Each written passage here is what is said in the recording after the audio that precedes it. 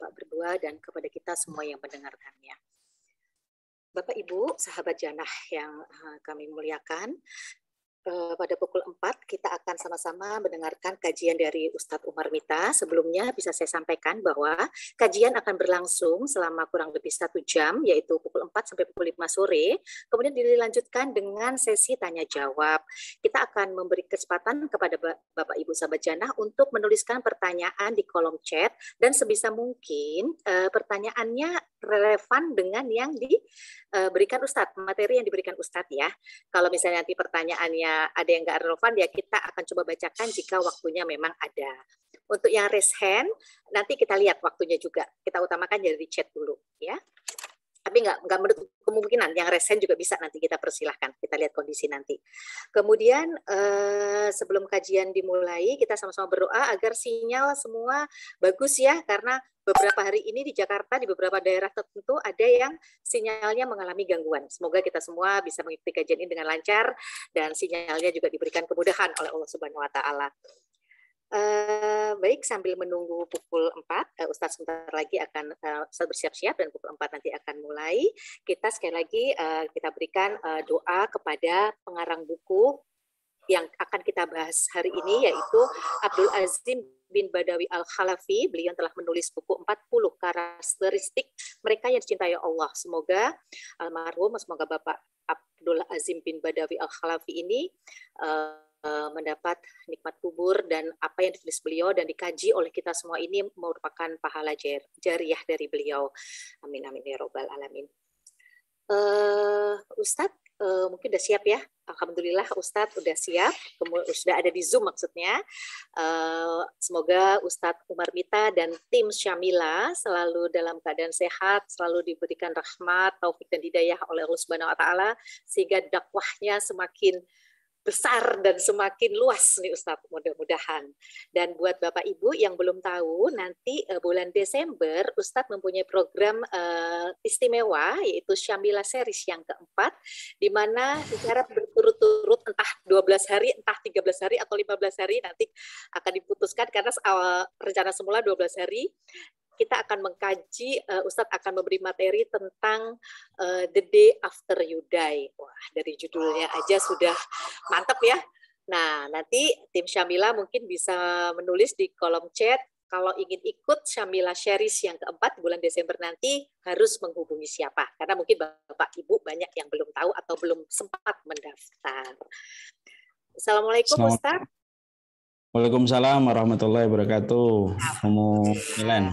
Iya Ustadz, alhamdulillah. Baik, Ustadz sudah berada di tengah-tengah kita. Bapak Ibu, kita fokus ya mengikuti kajian Ustadz. Kita niatkan kajian ini untuk Allah Subhanahu wa Ta'ala, kita ikhlaskan untuk Allah Subhanahu wa Ta'ala.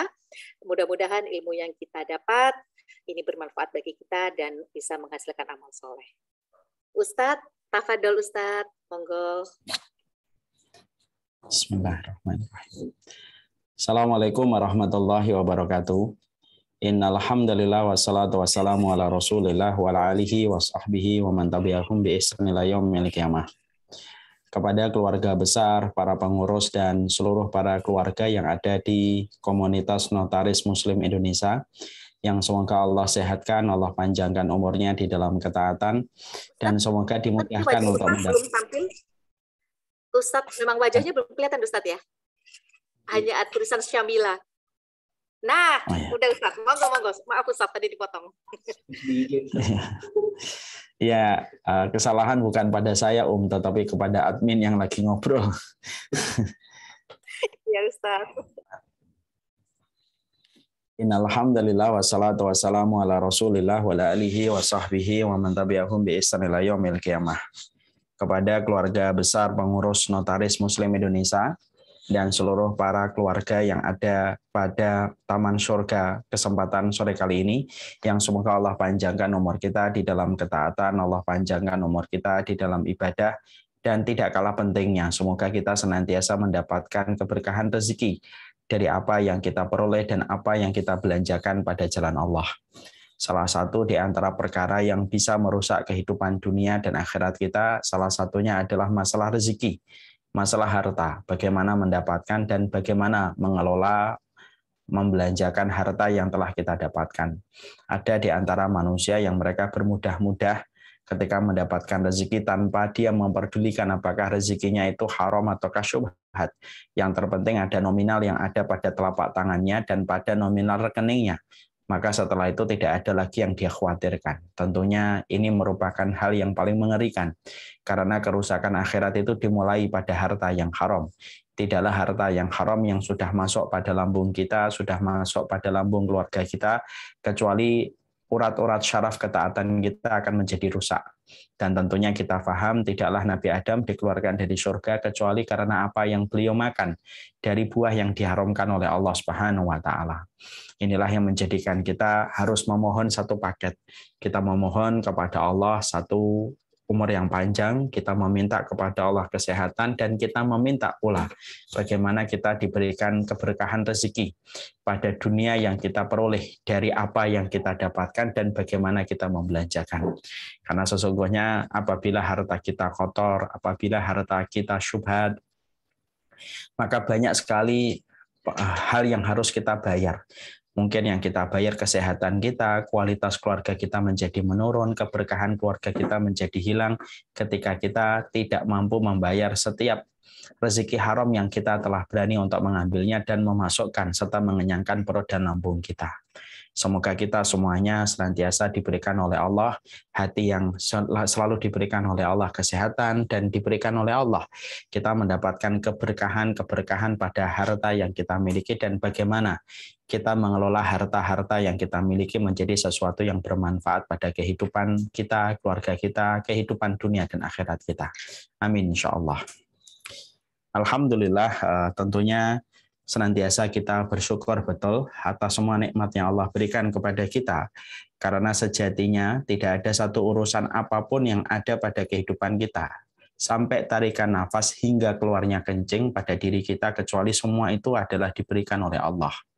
Karena sesungguhnya tidak ada yang membuat kita berdiri, tidak ada yang membuat kita bicara, tidak ada yang mampu membuat kita melihat, bahkan mendengar apapun yang ada pada kehidupan kita kecuali karena Allah yang memberikan keberkahan dan memberikan kenikmatan tiada putus pada kehidupan kita. Walaupun kita masih sering sekali membalas setiap kenikmatan menjadi kemaksiatan. Berapa banyak kenikmatan-kenikmatan yang kita peroleh, kita balas kenikmatan itu dengan kemaksiatan-kemaksiatan. Tapi itu pun tidak pernah menjadi alasan bagi Allah untuk menghentikan laju nikmatnya pada kehidupan manusia. Bahkan bukan hanya Allah berikan laju kenikmatan dalam kehidupan kita, itu pun masih Allah tunggu supaya kita bertobat walaupun kita berlumuran dengan dosa dan kemaksiatan. Itulah maha baiknya Allah. Sifat maha baiknya Allah beriringan dengan sifat rozaknya Allah. Sifat rozaknya Allah beriringan dengan sifat baiknya Allah dan sifat rahmannya Allah dalam kehidupan kita. Dan inilah yang menjadikan kita beruntung. Karena keberuntungan adalah ketika kita bersandar kepada Allah yang sempurna di dalam nama, sifatnya, perbuatannya, dan ketetapan takdirnya pada kehidupan setiap hamba dan makhluknya. Nah inilah yang kemudian menjadikan kita bersyukur apapun kondisi yang kita peroleh, apapun keadaan yang kita dapatkan, tidak usah kita membandingkan kehidupan kita dengan kehidupan orang lain. Karena yang salah bukan apa yang dicapai orang lain ataupun apa yang baru bisa kita capai. Tapi yang salah kalau kita membandingkan hidup kita dengan orang lain. Apapun yang sedang kita lakukan, pekerjaan apapun yang sedang kita lakukan, berapapun yang kita dapatkan, walaupun mungkin kita sering kecewa dengan apa yang kita jalani, tapi ingat, tanpa kita sadari apa yang sedang kita jalani merupakan impian bagi sebagian orang ketika melihat kita dari kejauhan. Bisa jadi kita kecewa dengan apa yang kita peroleh, tapi apa yang kita peroleh itu ternyata sebagian orang itu tidak pernah dia dapatkan. Bisa jadi kita kecewa dengan kesibukan kita, aktivitas kita yang terus-menerus sama dan akhirnya membosankan untuk kita. Tapi bisa jadi aktivitas yang menurut kita membosankan, ternyata adalah pekerjaan yang dinantikan orang sekian lama dan dia tidak mendapatkan pekerjaan sebagaimana yang dia inginkan ketika kita sudah mendapatkan. Inilah yang menjadikan kita paham. Selalu ada alasan bagi kita untuk bersyukur, dan setan itu selalu memalingkan kita untuk tidak bersyukur ketika kita membandingkan apa yang kita miliki dari kehidupan orang lain. Inilah yang menjadikan kita memahami, kita berusaha, kita mendidik hati kita mendidik jiwa kita supaya kita paham apapun yang Allah takarkan kepada kita, itulah takaran yang terbaik. Karena Allah tidak pernah menurunkan apapun kecuali dengan takaran yang tepat. Dan kita juga harus paham bahwasanya pilihan Allah selalu lebih baik daripada pilihan kita. Pilihan kita menurut kita baik, tapi pilihan Allah itu selalu baik dan tepat. Tapi kita yang jarang mengetahui betapa dahsyatnya setiap pilihan Allah dalam setiap kehidupan kita. Semoga Allah senantiasa memberikan kepada kita kemudahan untuk selalu bersyukur kepadanya, dan kita selalu diberikan keberkahan dalam setiap urusan kita, dan semoga kita senantiasa bersyukur kepadanya dalam setiap perkara-perkara pada kehidupan kita. Kepada Allah kita bersyukur dan kepadanya kita menggantungkan urusan kehidupan kita. Bapak dan Ibu notaris Muslim Indonesia yang semoga Allah rahmati dan Allah berkahi. Apa bedanya mengejar cintanya Khalik dan cintanya makhluk? Sama-sama cinta. Tentunya Allah memiliki cinta, manusia juga memiliki cinta. Tentunya cintanya Allah itu yaliqu bijalalihi wa 'azamatihi wa kamalihi. Cintanya Allah itu tentunya tidak sama dengan cintanya makhluk. Cintanya Allah itu adalah cinta yang sesuai dengan kemahabesaran Allah, keagungan dan kesempurnaan yang dimiliki olehnya. Tapi kalau kemudian kita memulai kajian ini dengan pertanyaan, apa bedanya cinta? Kita mengejar cintanya Khalik dengan cintanya makhluk. Ternyata walaupun sama-sama cinta, ketika disandarkan kepada objek yang berbeda, tentunya berbeda. Orang itu kalau dia ngejar cintanya manusia, cintanya makhluk satu. Cintanya makhluk itu tidak akan bisa didapatkan secara sempurna, secara keseluruhan. Nggak mungkin. Bisa nggak kita mendapatkan cinta dari seluruh manusia, timur ke barat, utara ke selatan? Nggak bisa. Nggak bisa. Kita dicintai satu kelompok manusia, kita dibenci kelompok manusia yang lainnya. Itulah fitrah yang kita dapati kalau kita mengejar cintanya makhluk. Makanya kalau ada orang tidak pernah mengenal iman, ataupun dia sudah mengenal iman, tetapi dia tidak pernah berkomitmen untuk membenarkan imannya, dia ngejar cintanya makhluk. Cintanya makhluk itu tidak bisa dikejar. Cintanya makhluk itu tidak bisa didapatkan secara maksimal, karena sesungguhnya memang kata Imam Syafi'i, ghayatul nasi la tudrak. Kamu itu kalau mencari cintanya manusia itu tidak akan kamu dapatkan secara keseluruhan. Makanya kalau ada orang pada hidupnya dia ingin mencari simpati manusia dari seluruh kehidupan, timur, barat, utara, ke selatan, dan dia ingin mendapatkan kecintaan dari kerumunan manusia tanpa terkecuali, faqad janna aqluh, maka dia pada dasarnya itu telah gila akalnya. Karena memang tidak ada manusia yang bisa mendapatkan cinta dari keseluruhan makhluk. Allah saja tidak dicintai setiap makhluknya, padahal Allah yang mengalirkan kenikmatan, memberikan kebaikan tanpa putus. Itu pun tidak dicintai oleh setiap makhluk yang Ia ciptakan, dan Allah sediakan semua yang Dia butuhkan pada kehidupan. Itu Allah yang maha sempurna, apalagi kita yang selalu pasti membawa identik dengan kekurangan. Beda dengan ridhonya Allah. Cintanya Allah itu sesuatu yang bisa didapatkan. Makanya wali-walinya Allah, orang yang menjadi kekasih-kekasih Allah adalah mereka yang dicintai oleh Allah.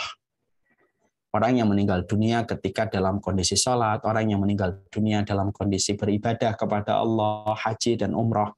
Orang-orang yang mereka meninggal dalam kondisi husnul khatimah itu merupakan salah satu contoh konkret.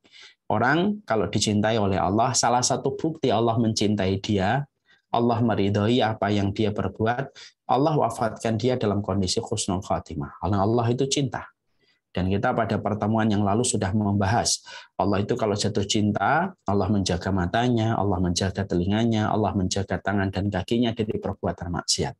Allah turunkan malaikat untuk memberikan kekuatan dan pertolongan serta motivasi untuk terus menampak pada kehidupan. Dan Allah kalau jatuh cinta, Allah mengatur bagaimana penutupnya, bukan penutup yang biasa. Diberikan penutup yang teramat istimewa ketika dia diwafatkan dan ditutup harinya dengan kematian husnul khatimah.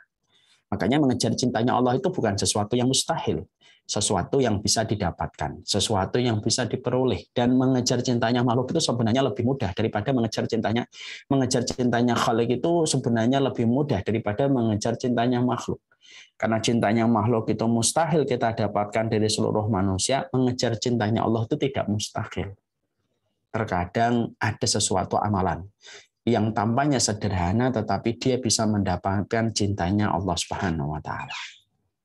Makanya Bapak dan Ibu, notaris Muslim Indonesia pernah nggak melihat ada seorang sahabat yang senantiasa beliau kalau sholat menjadi imam, beliau itu selalu membaca setelah surat Al-Fatihah surat yang lain, yang ditutup selalu dengan surat Al-Ikhlas. Sampai para sahabat yang ada di belakang beliau itu sampai mereka berkomentar, kalau kamu menjadi imam bagi kami, setelah membaca surat setelah Al-Fatihah, tidak usah membaca 2 surat setelah Al-Fatihah, 1 surat saja yang kamu pilih. Kamu pilih surat yang lainnya, tidak usah membaca Al-Ikhlas. Kalau membaca Al-Ikhlas, tidak usah membaca surat yang lainnya. Begitulah para sahabat berkomentar ketika mereka menjumpai imam mereka itu selalu membaca 2 surat setelah Al-Fatihah, dan salah satu surat dari 2 surat itu adalah selalu surat Al-Ikhlas. Insyaallah. Ketika kemudian sahabat itu mengatakan, enggak, saya memang semacam itu. Maka ketika mereka pulang ke Madinah, melaporkan itu kepada Rasulullah, dan Rasulullah bertanya kepada para sahabat, Saluhu liyai syai'in yasna'u dzalika. Tanya sama dia, kenapa dia melakukan itu. Para sahabat bertanya kepada imam itu, kenapa kamu selalu membaca surat Al-Ikhlas setelah Al-Fatihah? Perhatikan jawaban dari sahabat ini. Li'annaha sifatur rahman wa ana uhibbu an aqra'aha. Karena sesungguhnya di dalam surat Al-Ikhlas itu ada cinta, ada sifat-sifatnya Allah yang sempurna, dan saya mencintai surat Al-Ikhlas. Jawaban ini dibawa kembali kepada Rasulullah. Setelah diperdengarkan jawaban ini kepada Rasulullah, perhatikan jawaban Nabi. Akhbiruhu bi annallaha yuhibbu. Katakan ya kepadanya, Allah jatuh cinta kepadanya ketika dia telah mencintai surat Al-Ikhlas. Insyaallah ya. Disinilah kemudian kita paham. Kalau kemudian kita telah melewati kehidupan kita, yang kita kejar adalah ridhonya manusia, cintanya manusia, simpatinya, like-nya, sukanya, dan lain sebagainya dengan sederet-sederet apa yang dijanjikan makhluk dan setiap manusia, kita kelelahan, kita pasti keletihan. Kita pasti kelelahan dan keletihan. Tapi kalau kemudian kita mengejar cintanya Allah Subhanahu wa taala, selama kita ngerti ilmunya, hati kita ikhlas, pikiran kita berdasarkan ilmu, maka sesungguhnya tidak ada yang mustahil bagi seseorang untuk menjadi walinya Allah.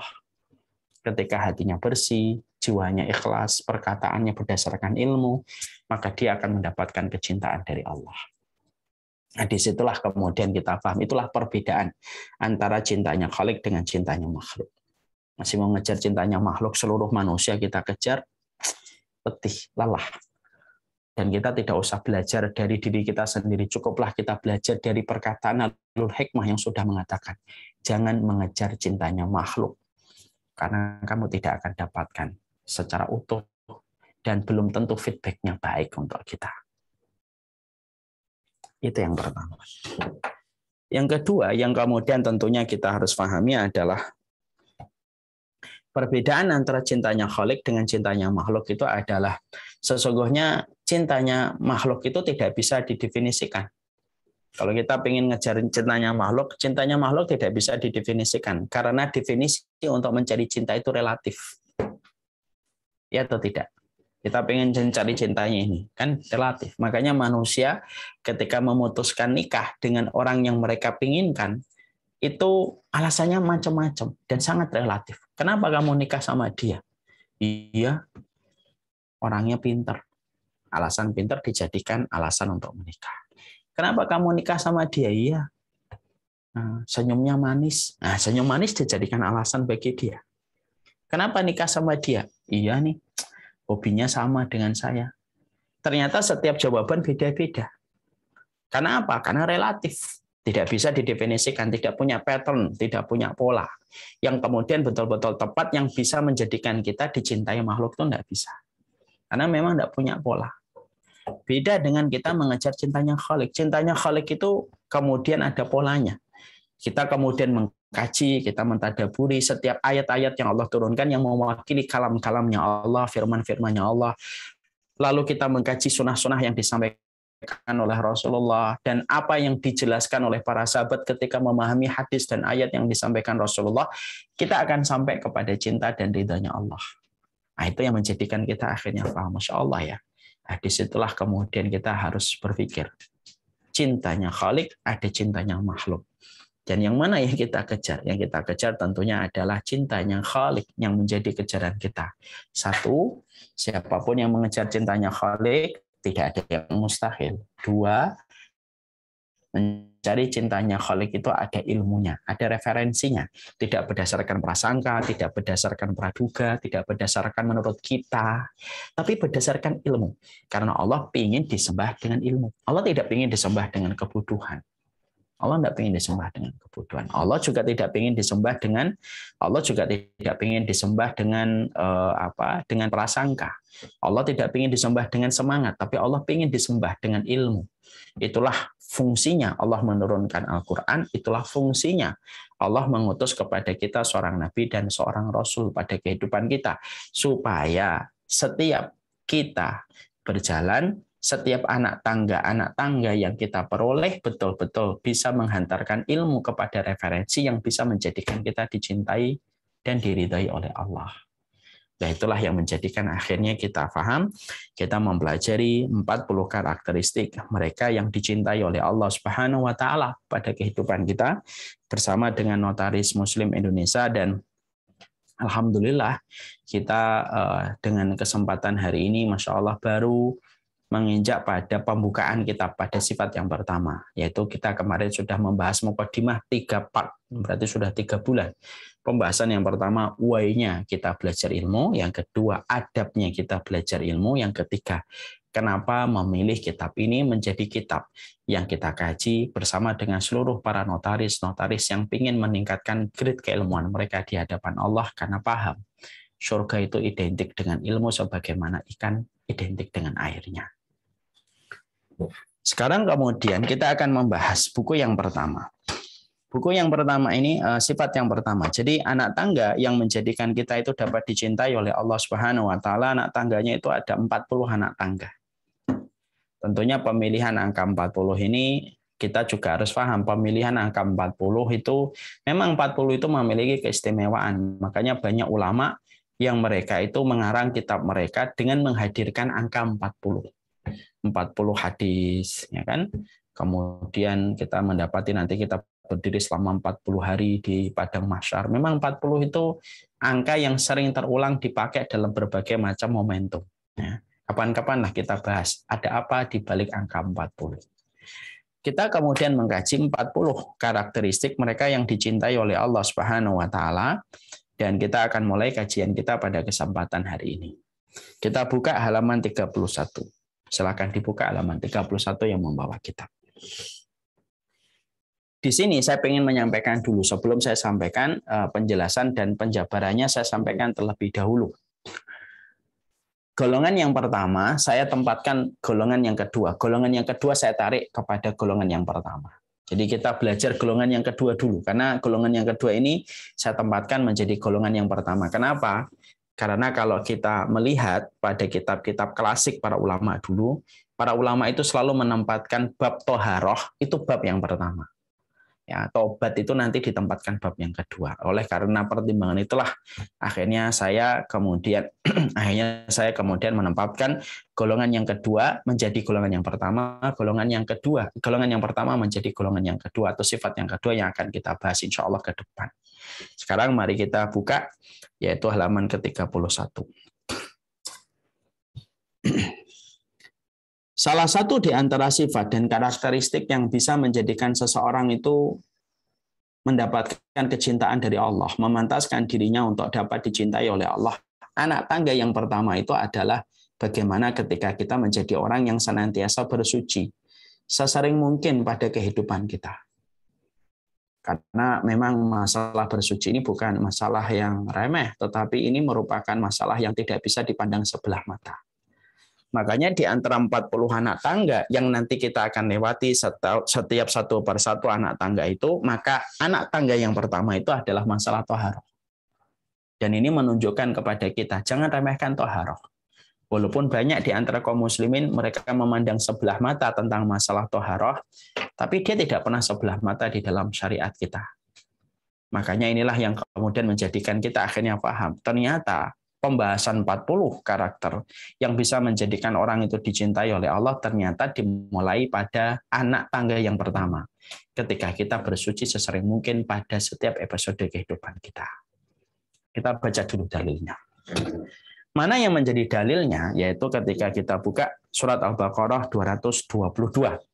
Allah menyampaikan kepada kita, innallaha yuhibbut tawwabina wa yuhibbul mutatahhirin. Sesungguhnya Allah itu mencintai orang yang bertobat dan Allah mencintai orang yang mensucikan dirinya. Di sini Allah kemudian menunjukkan dalil bahwasanya Allah itu memiliki rasa cinta. Innallaha yuhibbu, mencintai. Ada dua sifat yang dijelaskan oleh Allah, yaitu adalah yuhibbut tawwabina wa yuhibbul mutatahhirin. Mencintai orang yang bertobat dan mencintai orang yang mensucikan diri. Ternyata saking besarnya arti dan kedudukan bersuci, yang mungkin sebagian orang menganggapnya remeh, ternyata dia itu besar. Sampai Allah itu sejajarkan antara orang yang bertaubat dengan seluruh perjuangan dia dan pengorbanan dia untuk meninggalkan lingkaran dosa yang selalu menarik dia supaya kembali kepada dosa itu. Kalau dia bertaubat, dia dicintai oleh Allah. Perjuangan orang yang bertobat ini sama dengan orang yang bersuci ketika Allah mendudukkan dua sifat ini dalam satu tempat yang sama. Surat Al-Baqarah 222. Innallaha yuhibbut tawwabina wa yuhibbul mutatahhirin. Allah mencintai orang yang bertaubat dan Allah mencintai orang yang mensucikan dirinya. Berarti menunjukkan kepada kita bahwasanya masalah bersuci itu masalah besar karena Allah mensejajarkan dengan orang yang mereka itu mensucikan, karena Allah mensejajarkan dengan mereka yang bertaubat. Jadi kemudian ketika kita membahas, oh berarti masalah bersuci itu adalah masalah besar, iya. Ya. Karena kemudian kita dapati dalam kehidupan kita, Allah itu ketika meletakkan suci yang menjadi syarat sahnya dalam kehidupan sholat. Bersuci itu bukan hanya sekedar wudhu, tapi bersuci itu ada makna yang lebih panjang dan lebih dalam daripada sekedar berwudhu. Tapi menjadikan seseorang itu bisa untuk dicintai oleh Allah itu ya dari bersuci. Makanya Bapak dan Ibu notaris Muslim, Bapak dan Ibu saya akan sampaikan sebuah riwayat dari Amr bin As. Dalam riwayat Imam Ahmad, dalam kitab Minhajul Qasidin. Mas Iwan, tolong ditutup. Di dalam kitab tersebut, Amr bin As itu kemudian menyampaikan sebuah riwayat. Riwayatnya bagaimana?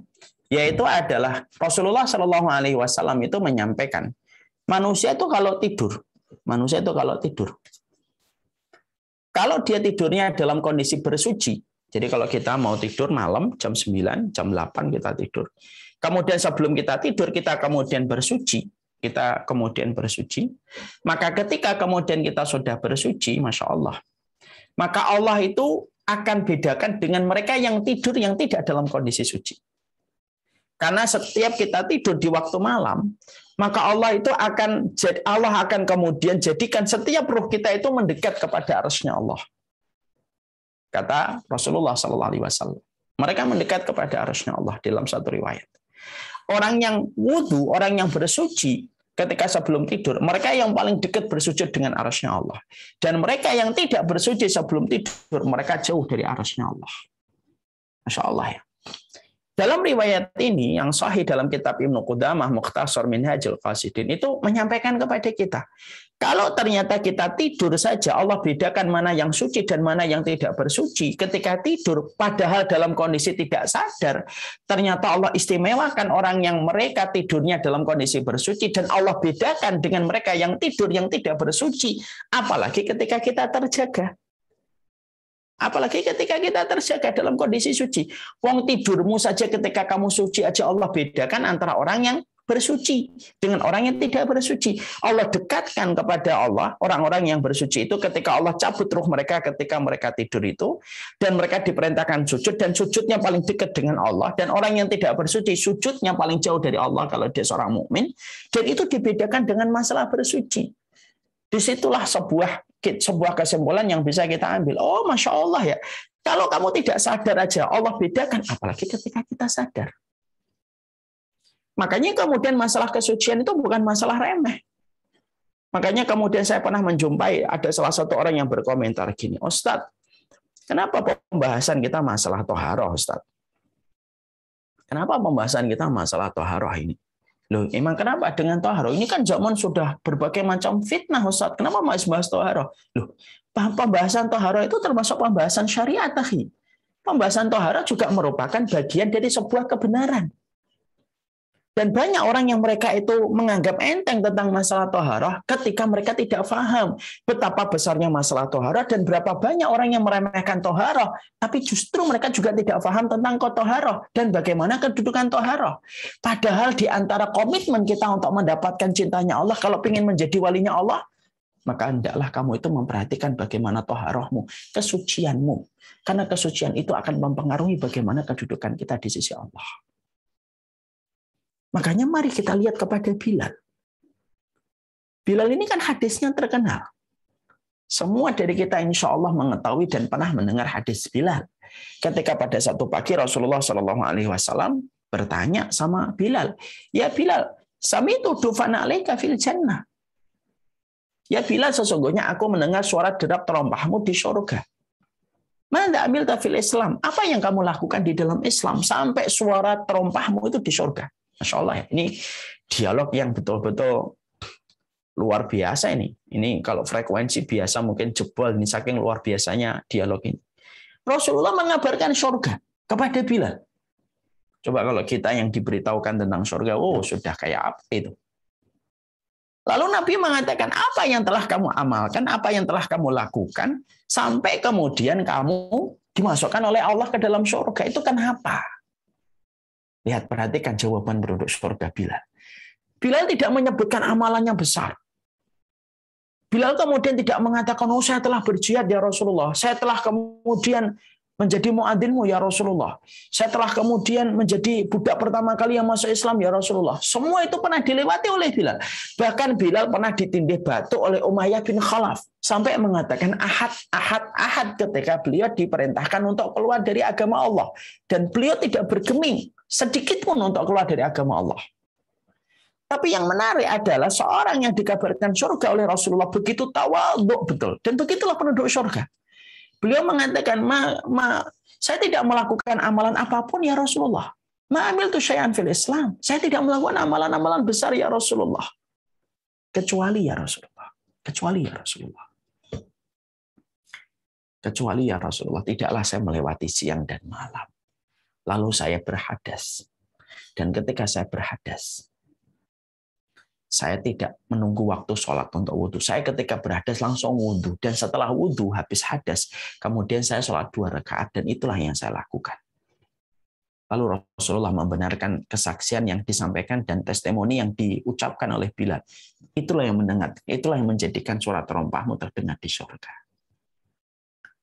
Jadi seorang Bilal, ternyata kaitannya dengan surga itu kaitannya ketika Bilal itu malah justru tidak menyebutkan amalan adzannya. Padahal kita paham ya Pak, orang yang menjadi muadzin itu kan amalan besar.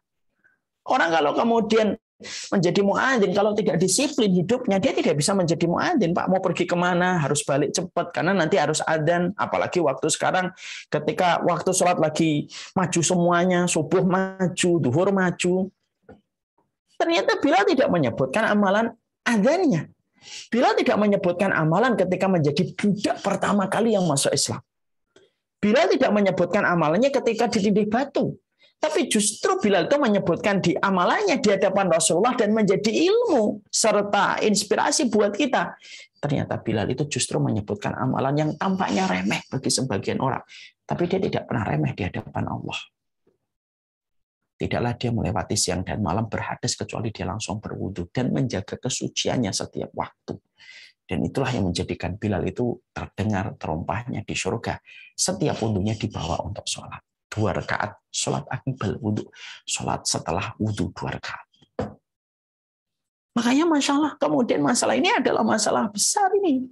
Makanya sampai kemudian kita jumpai, ya maaf ya Pak, kalau masalah taharah itu ringan, mungkin kita tidak akan diperintahkan kalau ada orang yang meninggal di antara kita, kemudian kita mandikan, Pak. Coba kalau kita pikir-pikir secara logika ya, walaupun syariat tidak boleh dipikir logika, kita pikir secara logika supaya kita menemukan kebenaran. Orang kalau mau mati, kenapa sih harus dimandikan? Kemudian di dalam proses memandikan mayat itu kita kemudian mewudui dia. Padahal kalau kita pikirkan sebentar lagi ketemu dengan lubang tanah. Nanti kena tanah juga kotor lagi. Tapi kenapa kemudian kita harus memandikannya dulu, ketika kita memandikan sembari kita mewudui dia gitu. Disitulah kemudian kita akhirnya paham gitu loh. Ini menunjukkan kepada kita bahwasanya masalah toharo itu masalah besar. Sampai orang yang mati sekalipun, walaupun secara logika dan penampakan, dia itu akan bertemu dengan gundukan tanah yang kotor. Lagi di dalamnya ada ulat yang bisa menguraikan dagingnya. Tetap sebelum mati, sebelum dikuburkan, dan sebelum diberikan kain kafan, kemudian dimandikan dulu. Untuk menunjukkan arti sebuah toharo itu penting. Untuk menunjukkan arti sebuah kesucian itu penting. Makanya kemudian sampai kita dapati, Bapak dan Ibu mungkin tahu ya, ada kisah Handolah, mungkin pernah dengar kisah Handolah yang mendapatkan lakob. Lakob itu Ghosilul Malaikah. Dia disebut dengan Ghosilul Malaikah, yaitu orang yang dimandikan malaikat. Gimana kisahnya sampai dia disebut dengan Handolah itu Ghosilul Malaikah? Yaitu adalah ketika Handolah radhiyallahu anhu habis berjima, kemudian mencampuri istrinya, kemudian ada panggilan jihad. Belum sempat dia mandi. Karena degup jantungnya dipanggil oleh Rasulullah dalam panggilan jihad, maka dia lupa kalau dia masih junub. Dia lupa kalau dia masih junub. Dia langsung lari untuk menemui panggilan Rasulullah yang sedang membariskan barisan para mujahid dari para sahabat Nabi. Handolah ikut. Tapi junub. Dan yang mengetahuinya Allah dan istrinya. Yang lain tidak ada yang tahu kalau Handolah itu junub. Kan junub tidak bisa diciri. Setelah kemudian diadakan peperangan, kemudian Handolah meninggal dunia. Yang menarik adalah ketika satu persatu para sahabat itu mengurusi tentang para sahabat untuk dikuburkan, ketika mereka gugur di dalam peperangan, mereka menjumpai rambutnya Handolah itu basah. Sebagaimana orang mandi. Sebagaimana orang mandi. Maka kemudian para sahabat ketika mendapati Handolah itu dalam kondisi basah, gitu rambutnya, gitu. Mereka tidak ngerti kenapa ini Handolah ini kemudian basah rambutnya, gitu. Lalu kemudian Rasulullah SAW ketika pada saat itu Rasulullah diberitahu malaikat. Lalu kemudian Rasulullah menunjuk ke langit. Iya, sahabatmu Handolah ini sedang dimandikan ribuan malaikat di atas langit. Karena dia junub, telah mencampuri istrinya, belum sempat untuk mandi, sudah bergabung dengan kita. Lalu dia menjemput syahidnya.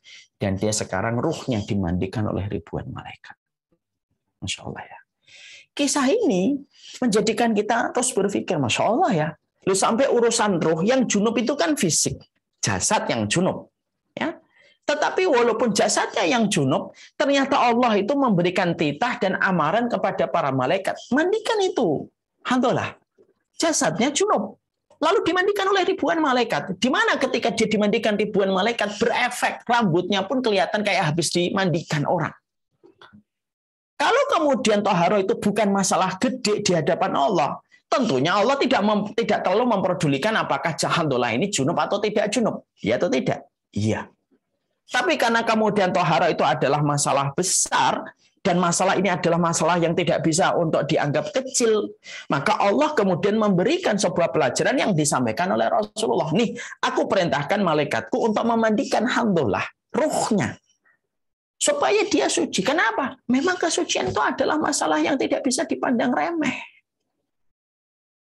Makanya Masya Allah, inilah yang kemudian menjadikan akhirnya kita paham, oh, ternyata di antara 40 anak tangga itu pertama kali itu apa? Innallaha yuhibbut tawwabina wa yuhibbul mutatahhirin.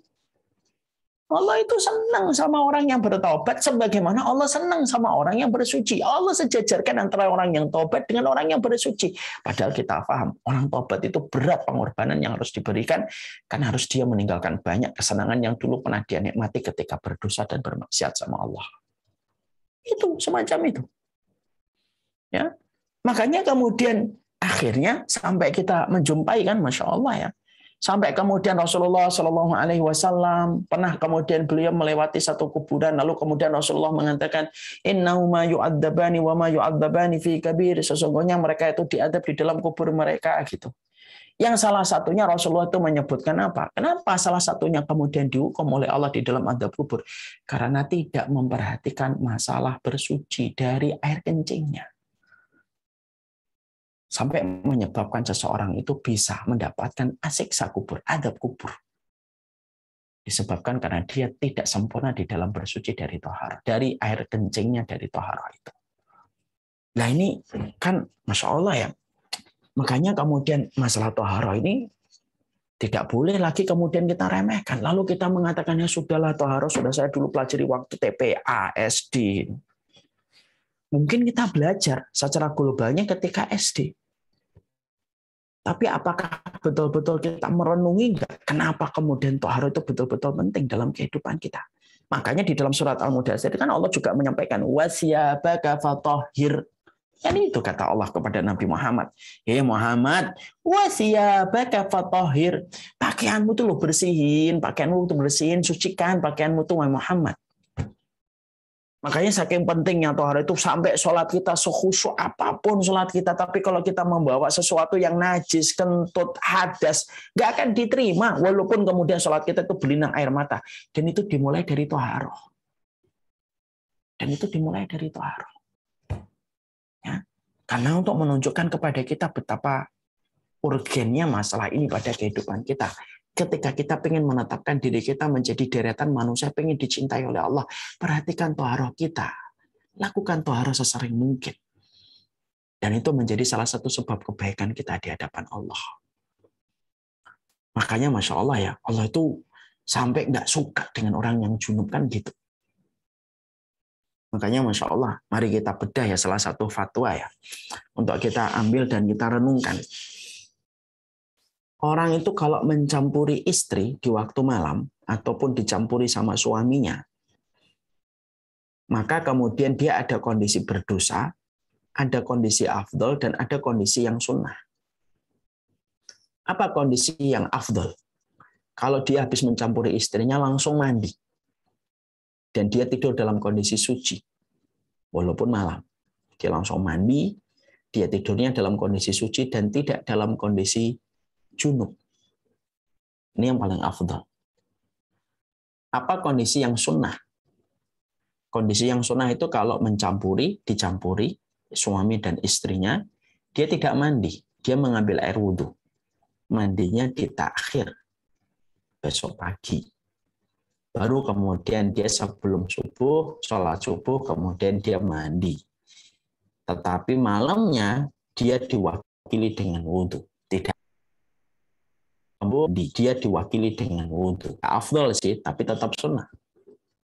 Yang dosa, kata Syekh bin Baz rahimahullah ta'ala, yang dosa itu tidur, tidak wudhu, tidak mandi. Dan dia membiarkan dirinya tidur dalam kondisi junub. Dan inilah kondisi yang sebagian para ulama ada yang mengatakan definisinya makruh, ada bagian yang mengatakan termasuk dosa kecil. Masya Allah ya. Kenapa dikategorikan makruh atau termasuk dosa? Karena Allah tidak menyukai kondisi orang yang berlama-lama di dalam junub. Berarti kemudian ini puzzle-puzzle ini kemudian saya gabung-gabungkan menjadi satu supaya kemudian betul-betul memberikan pengertian kepada kita bahwasanya ya ini masalah yang besar ini. Ini kemudian masalah yang penting dalam kehidupan kita itu adalah ketika kita memperhatikan masalah toharoh kita. Ya, makanya Masya Allah ya, di dalam salah satu riwayatnya adalah sampai kemudian kita mendapati sahabat-sahabat Ansor itu pun dicintai oleh Allah. Ya, sahabat-sahabat Ansor itu dicintai oleh Allah. Dan apa penyebab sahabat Ansor itu dicintai oleh Allah? Ya karena sahabat Ansor itu paling detail kalau sudah taharah. Dia tuh paling memperhatikan taharah. Mari kita membaca dalam satu riwayat, ya ma'syarul ansar innallaha qad asna alaikum fit tuhur fama tahurukum. Fama tahurukum. Ya, Rasulullah mengatakan, ya ma'syarul ansar, hai orang-orang Ansar, innallaha qad asna alaikum fit tuhur fama tahurukum. Maka kemudian disampaikan di dalam satu riwayat, orang Ansar, kata Nabi SAW, orang Ansar, Allah itu senang, Allah itu muji kalian. Yang dipuji apa? Di dalam kalian bersuci. Orang, kita ambil satu analogi sederhana. Kita kalau muji seseorang, itu kan biasanya karena ada satu sifat yang membuat kita kagum dari dirinya, yang membuat kita akhirnya memuji. Kalau tidak membuat kita kagum, mungkin kita tidak akan kemudian memuji. Asna itu memuji.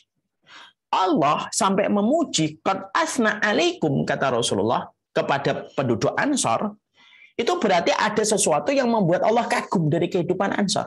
Yang disebutkan oleh Rasulullah, innallaha qad asna alaikum fit tuhur. Allah itu memuji kalian di dalam kalian bersuci. Fama tohurukum. Loh, terus kemudian kalian tuh taharohnya gimana sih? Kemudian penduduk Ansor mengatakan, natawaddau lis-shalah wa naktasilu minal janabah wa nastanji bil ma'. Faqala dzaka fa'alaikumuh, kata Rasulullah.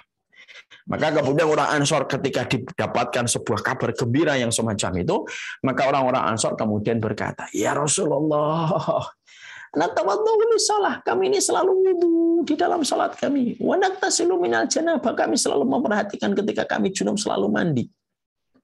Wa nastanji bil ma', dan kami selalu istinjanya menggunakan air. Ketika para sahabat Ansor menjawab itu, perhatikan respon yang disampaikan Rasulullah. Dzaka fa'alaikumuhu.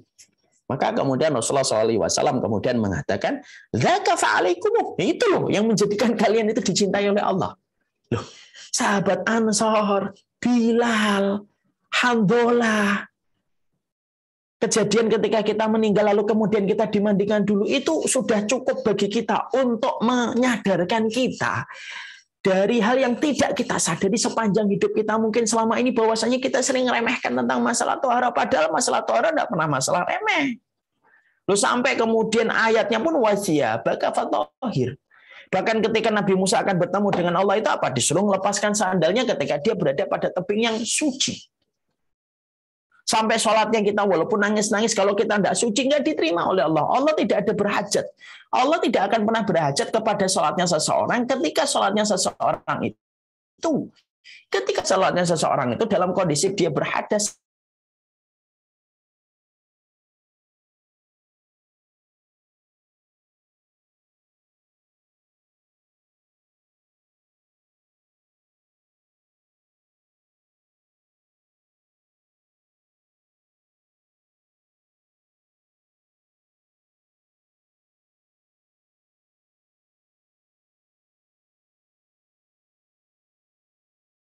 Berhadas. Lalu kemudian dia langsung orang yang masuk Islam gara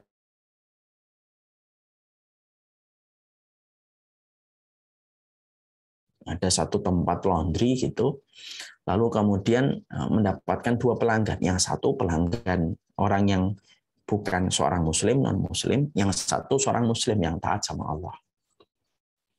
Nah, laundry ini kejadian sudah lama sekali, mungkin laundrynya masih konvensional ya. Kemudian yang menarik adalah yang non-muslim itu tampilannya wangi, parlente, dan lain sebagainya. Yang muslim biasa, nggak separlente, tapi orangnya rapi juga. Setiap mereka menitipkan pakaian celana untuk kemudian di laundry, ada yang menarik perhatian dari orang yang ada di tempat laundry, yang bertugas di tempat laundry. Dia selalu kemudian mendapati bahwasanya kenapa yang satu itu tampilannya menarik, orangnya wangi, tapi ketika beliau mencuci celananya selalu tercium bau agak pesing. Kenapa yang satu tidak terlalu sewangi yang pertama, tidak separlente yang pertama, tapi celananya tidak terlalu bau. Gitu. Akhirnya kejadian itu membuat dia berpikir terus. Setelah dia berpikir terus, akhirnya dia memberanikan untuk bertanya kepada muslim yang kemudian celana-celananya nggak bau. Dia berani bertanya gitu. Kenapa ya Pak, saya itu kalau mencuci celananya Bapak ini nggak bau. Ada beberapa pelanggan saya itu bau agak amis, ketika itu bau kencing gitu. Kemudian pelanggan ini kemudian berkata, iya, karena sebagai muslim kami betul-betul diberitahu oleh Rasul kami bahwasanya tidak boleh ada air kencing yang menetes, karena nama lain dari air kencing itu adalah adab kubur. Lalu dia jelaskan bagaimana Islam itu menjaga istinja, bagaimana memiliki cara toharoh dan lain sebagainya. Lalu setelah diberitahu itu, tidak terlalu lama, orang ini mikir terus.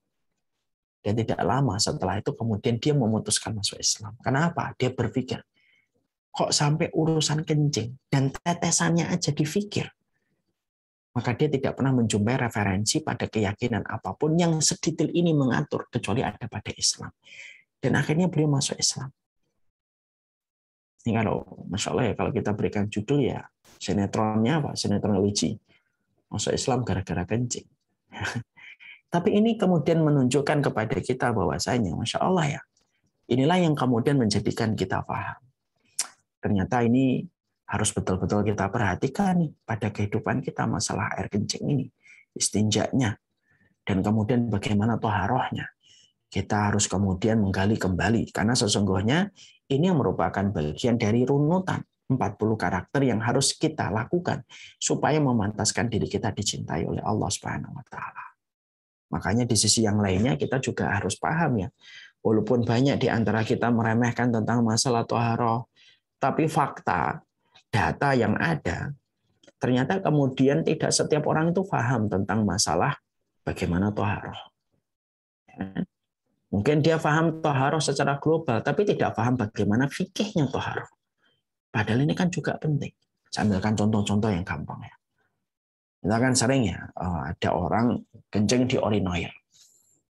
Tahu urinoir ya? Urinoir itu tempat kita kencing biasanya di kantor-kantor ada. Sebenarnya boleh nggak kita kencing di urinoir? Boleh, nggak apa-apa.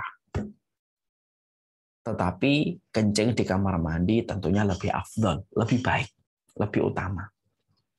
Kalaupun kita terpaksa kencing di urinoir karena apa? Biasanya karena sudah kepepet, sudah di ujung, lalu ternyata yang di kamar mandi nggak segera keluar. Sudah kita pakai urinoir. Tapi kemudian ketika kita memakai urinoir ini, tentunya kita harus paham loh, kita harus ngerti loh, memakai urinoir ini loh. Kita silahkan pakai urinoir, tapi kita harus paham. Setiap percikan air kencing itu bisa menyebabkan azab kubur. Setiap percikan dari air kencing bisa menyebabkan azab kubur. Orang kalau kemudian dia kencing di urinoir, logikanya adalah kalau pas rame, biasanya kemudian dia akan menempel terus. Dia akan pepetkan tubuhnya ke urinoir supaya auratnya tidak kelihatan. Terutama ketika mungkin urinoirnya tidak dipasang filter, yaitu filter plastik yang biasanya bisa untuk menahan dari percikan. Karena kita paham ya, percikan air kencing itu sangat halus, tapi sangat jauh. Halus, tapi jauh lemparannya. Kalau kita tidak percaya, lihat anak-anak kita 3 tahun, 4 tahun ya kencing. Yang mana mungkin debit airnya tidak sama dengan debit air kita ketika kencing. Itu pun saja sudah jauh cipratannya. Ya, cipratannya sudah jauh. Padahal itu debit airnya dan dorongnya mungkin tidak sama dengan kita yang sudah dewasa. Kalau air kencing anak kecil cipratannya bisa kemana-mana, apalagi ketika kita kencing di urinoir. Coba, kalau kita tidak paham toharoh dan bagaimana kemudian toharoh itu harus betul-betul kita itu bersih dari najis. Kita kencing di urinoir, setelah kencing di urinoir sudah selesai. Tanpa kita merasa khawatir adakah percikan di celana kita dan baju kita yang kita hadapkan ke urinoir. Ya kan? Kita langsung wudhu biasa. Padahal sangat besar sekali kemungkinan di atas 50% ada percikan-percikan dari air kencing yang baru saja kita keluarkan ketika kita menempelkan badan kita dan mendekatkan badan kita ke urinoir, itu ciprat ke baju atau ciprat kemudian ke celana. Kita meremehkan, kita menggampangkan, kita langsung sholat, setelah kemudian kita sholat, kemudian kita tidak memperdulikan apakah ada percikannya ataukah tidak. Sholatnya dikhawatirkan tidak diterima sama Allah. Malaikat raqib tidak bisa mencatat. Karena apa? Syarat sahnya tidak terpenuhi ketika bersih dari najis. Apa yang kemudian harus kita lakukan, Ustaz? Kalau kita paham toharoh, maka yang kita lakukan apa? Yang kita lakukan adalah pertama kali setelah kita kencing terpaksa di urinoir, kita ambil air, kemudian air yang ada kemudian di telapak tangan kita ini kemudian kita usap-usapkan, kita ciprat-cipratkan ke baju dan celana yang kira-kira ada kemungkinan besar terciprat dengan air kencing.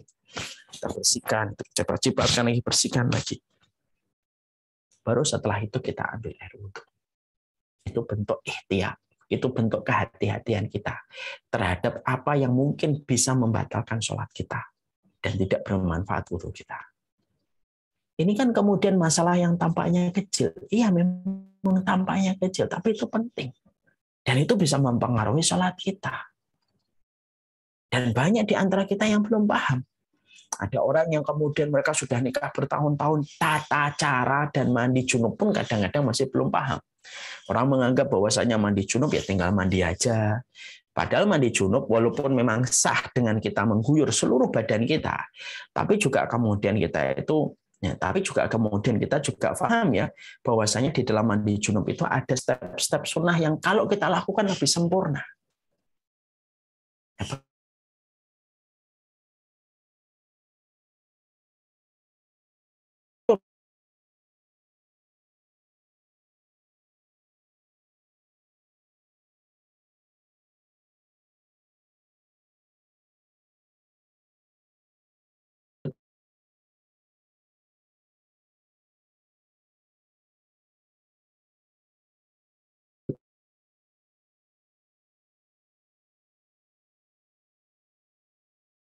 Najis dari kencingnya anak. Bisa nggak air sabun itu membersihkan najis itu? Coba kalau kita pikir. Bisa nggak? Nggak bisa, Pak. Loh, kenapa nggak bisa air sabun itu membersihkan dari najis, Ustaz? Airnya tidak dalam kondisi air suci, Pak. Dia sudah berubah rasa, berubah warna, berubah bau. Itu sebagaimana air teh. Air suci tetapi tidak mensucikan. Air teh itu kan air suci, tapi tidak mensucikan. Sama kayak sabun. Sabun itu air suci, tapi tidak mensucikan. Sudah berubah warna, sudah berubah bau, sudah berubah sifat. Nah, terus yang benar gimana? Yang benar, ketika kamu tahu ini ada pakaian-pakaian, ada najisnya, masukkan dulu ke ember yang putih, air yang suci, mensucikan, dikucek dulu sebentar. Baru setelah selesai dikucek, baru dimasukkan ke dalam ember yang di situ ada sabunnya yang fungsinya membersihkan secara maksimal. Tapi najisnya sudah hilang dengan air suci mensucikan. Karena air suci itu ada dua. Air suci mensucikan, air suci yang tidak mensucikan. Tuh, kan? Jadi ternyata dari masalah sesederhana ini saja, ternyata kemudian banyak di antara kita tidak notice, tidak perhatian. Ya karena kemudian kita selama ini tuh menganggapnya, alah cuma masalah bersuci, alah masalah gampang. Loh, jangan gitu. Banyak orang dewasa sudah jadi bapak-bapak ketika wudhu di sininya masih kering, Pak. Wailul lil aqabi minan nar. Kadang-kadang mata kakinya kemudian masih kering.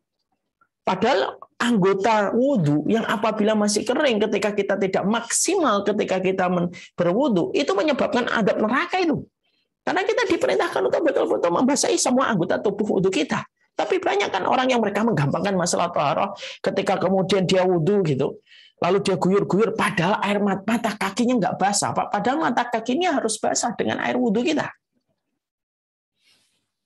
Dan banyak sederet masalah yang kemudian apabila kemudian kita datangkan, setiap satu persatu satu fakta ini membuktikan kepada kita, oh ternyata walaupun kita sering sesumbar, masalah toharo itu adalah masalah yang gampang, remeh, tapi sejatinya banyak di antara kita yang tidak paham. Ya, makanya ini bab yang pertama saya bahas supaya kemudian kita ini betul-betul paham. Jangan remehkan masalah toharo, jangan remehkan masalah toharo. Karena toharo memang tidak remeh. Toharo itu tidak masalah kecil. Kalau toharo itu remeh, tidak dijadikan sholat yang menjadi tiang agama, syaratnya itu pada toharo. Karena kemudian toharo itu masalah besar, makanya urusan sholat itu kemudian dijadikan syarat sahnya sholat itu adalah dengan kita bersuci. Sampai setingkat hamdalah dimandikan para malaikat. Sampai kemudian orang yang berwudu ketika sebelum sholat, sebelum tidur dibedakan dengan orang yang tidur dalam kondisi tidak berwudu. Kalau kondisi tidak sadarmu saja Allah bedakan mana yang bersuci dan mana yang tidak bersuci. Apalagi dalam kondisi sadar kita. Nah inilah yang kemudian menjadikan kita paham. Ya kan? Makanya Masya Allah bersuci itu nanti uangnya banyak. Tapi saya nanti nggak membahas banyak, tapi jelaskan tentang masalah wudhunya, nanti mandi junubnya, bagaimana kita bacakan hadisnya. Setidaknya kita, yang pertama, kita ini aware bahwasanya bersuci itu bukan masalah yang biasa. Yang kedua, ya kita melihat kembali referensinya supaya betul-betul kita mampu menjadikan kita menjadi orang yang bersuci dengan apa yang kita lakukan. Menjemput cintanya Allah tidak selalu berat, tapi kadang-kadang paham ilmunya. Salah satunya dengan kita bersuci.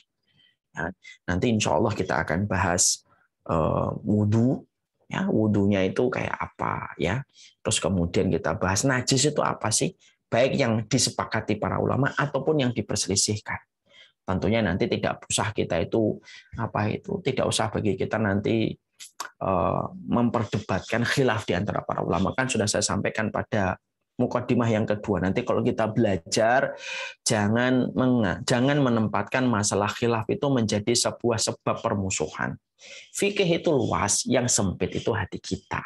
Ya, nanti kita akan sampaikan hadisnya, lalu kita kaji apa itu najis, bagaimana wudhu, mandi junub itu gimana, lalu bagaimana tayamum. Nah, itu akan kita sampaikan di part yang kedua. Masih di golongan yang pertama, orang yang dicintai oleh Allah, yaitu adalah mereka yang senantiasa selalu bersuci sesering mungkin, sebanyak mungkin dalam setiap kesucian-kesucian mereka. Makanya Masya Allah ya, makanya sampai urusan wudhu saja para ulama salaf itu, para ulama dulu itu berkata begini. Sampai kemudian para ulama itu berkata begini, orang dari wudhu saja sudah ketahuan apakah dia paham agama ataukah tidak. Dari dia membuka keran, itu sudah ketahuan dia paham agama atau tidak. Kalau dia sederhana, hemat ketika memakai air, walaupun air itu gratis didapatkan dari perut bumi, tapi Rasulullah itu tidak pernah mengumbar-ngumbar air wudhu. Tapi kalau dia memakai wudhunya sederhana, hemat, dari situ sudah ketahuan dia adalah orang yang faqih di dalam agama. Inilah yang kemudian menjadi titik perhatian kita. Semoga Allah memberikan keberkahan untuk kita. Semoga ada kebaikan dalam setiap apa yang kita pelajari, dan kita baru membahas yang pertama, yaitu orang yang dicintai oleh Allah. Karakteristiknya adalah mereka yang senantiasa mensucikan diri mereka. Mensucikan diri mereka dari najis, dari hadas. Tentunya nanti kita bahas apa bedanya najis dengan hadas. Banyak orang yang tidak paham kan. Kadang-kadang orang itu ditanya, apa bedanya hadas dengan najis? Tidak bisa dia menjawab dan mendefinisikan. Ya najis itu hadas, Ustaz. Hadas itu najis. Ya enggak. Najis, hadas. Nah, ini kan semakin menjadikan kita mengeksplor ya. Ternyata memang betul ya, kalau yang pertama termasuk orang yang kemudian kita termasuk karakteristik yang kita harus pelajari adalah bagaimana menjadikan diri kita dicintai oleh Allah, dan itu dimulai dari toharohmu sebagai seorang hamba. Tanda kesucian itu proses menuju kepada kesempurnaan cintanya Allah. Jangan pernah mengharapkan cintanya Allah kalau kemudian kita menjadi orang yang meremehkan toharoh. Jarang toharoh karena Allah. Sesering kita toharoh tanpa menunggu waktu sholat, baru kita toharoh, tapi sesering mungkin kita toharoh, itu ternyata tidak ringan. Saya pernah mencoba melakukan apa yang pernah dicontohkan oleh Bilal, tapi ternyata memang tidak ringan itu. Kita ini baru semangat toharoh ya kalau mau sholat, kalau tidak sholat ya malas toharoh, kencing ya kencing aja, tidak langsung wudhu. Makanya jangan dianggap remeh masalah semacam ini. Wassallallahu ala nabiyina Muhammad walhamdulillahirabbil alamin. Insyaallah kita akan bahas part yang kedua, karakteristik orang yang dicintai oleh Allah Subhanahu wa taala. Saya serahkan kepada Ummu Ilen. Terima kasih Ustaz. Alhamdulillah, Masya Allah. Ini dari satu poin aja penjelasannya panjang lebar. Ustadz sebelumnya mau bertanya dulu, apakah nanti bab mengenai wudhu dan junub ini akan dibahas di minggu depan atau gimana Ustadz? Karena pertanyaannya banyak banget, muter-muter di situ aja Ustadz. Akan kita bahas bulan depan. Kalau pertanyaannya itu depending, sabar. Sudah kita belajarkan adabnya kemarin, adab menuntut ilmu harus bersabar. Baik. Bapak Ibu, jadi dengar ya Ustadz tadi bilang bahwa yang pertanyaan berkaitan dengan junub dan wudhu mungkin bisa saya tunda minggu depan, dan kalau misalnya belum terjawab juga nanti bisa ditanya kembali. Jadi kita tidak membuang-buang kuota waktunya Ustadz nih ya. Jadi lebih baik Ustadz menjelaskan yang lain gitu. Baik, terima kasih Ustadz. Sambil Ustadz sejenak menarik nafas, bisa saya umumkan sedikit bahwa kajian ini berlangsung insya Allah rutin setiap Kamis minggu ketiga pada asar. Ya, Bapak Ibu. Jadi terus apakah link Zoom-nya sama? Beda. Jadi gimana cara tahunya? Cara tahunya follow Instagram-nya Notaris Muslim Indonesia atau di Facebook-nya. Di situ ada jadwal kajian kita. Dan tanggal 29 Oktober minggu depan, Jumat, itu pukul 7 malam, pukul 19 waktu Indonesia bagian Barat, akan ada kajian di bidang tarbiyah, yaitu kajian tafsir. Untuk tanggal 29 Oktober, hari Jumat minggu depan, kita akan membahas tafsir Al-Muluk, ayat 1-15. Jadi kajian tafsir ini juga rutin setiap bulan, dan minggu depan Al-Muluk ya, jadi silahkan join. Kemudian ini akan saya bacakan pertanyaan pertama, Ustadznya coba saya pilihkan yang tidak berkaitan dengan junub dan taharah. Ini Ustadz, kalau lagi untuk perempuan yang sedang mengalami datang bulan, Ustadz, ini tadi kan dianjurkan wudhu sebelum tidur gitu minimal gitu, atau menjaga wudhunya. Nah kalau kita sedang tidak suci itu gimana Ustadz? Dari Ibu Ratih. Kalau kita sedang dalam kondisi haid, siklus bulanan ya, sebagian para ulama mengatakan tidak usah wudhu. Kalaupun wudhu tidak terlalu banyak manfaatnya. Tapi kalau kita tetap ingin berwudhu untuk membentuk habit yang baik, kebiasaan yang baik, silahkan aja, tidak apa-apa. Niatkan bahwasanya wudhunya adalah membentuk kebiasaan yang baik supaya jangan sampai nanti setelah siklus bulanan akhirnya malas lagi karena pernah terpotong 7 hari tidak pernah wudhu. Allah alam bisawab. Setuju Ustaz. Kemudian peran dari Ibu Mustika. Assalamualaikum Ustaz. Sebagai insan lemah, iman kita naik turun. Bagaimana menurut Ustaz tipsnya agar kita bisa istiqomah meraih itu walaupun tidak bisa dengan 40 karakteristik yang akan dibahas ini, Ustaz. Paling enggak kita mendekati saja. Karena untuk 40 ini berat. Ini menurut Ibu Mustika. Untuk menjadikan diri kita terjaga imannya, Ibu, pastikan bahwasanya kita senantiasa menghadiri taman-taman surga. Menghadiri taman-taman surga itu merupakan salah satu sebab untuk menguatkan, memberikan booster, memberikan energi pada keimanan kita. Makanya setidaknya dengan kita mencintai majelis ilmu, kita mencintai taman ilmu, setidaknya kita akan mendapatkan keberkahan. Keberkahan itu apabila direspon sama hati, hati menjadi hangat untuk meneruskan perjuangan terus beribadah kepada Allah Subhanahu wa taala. Allah alam bisawab.